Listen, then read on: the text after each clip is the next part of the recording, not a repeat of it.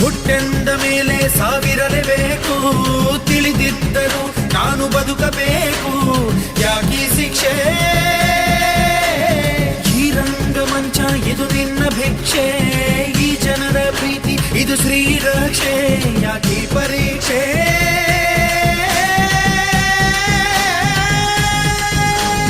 ತಾಯಿ ಹಾಲು ಕುಡಿಸುವಾಗ ಯಮನು ಕೋಣ ಕಾಯುವ, ತುತ್ತು ಅನ್ನ ತಿನ್ನುವಾಗ ಸಾವು ಕೊಡದೆ ನಿಲ್ಲುವ,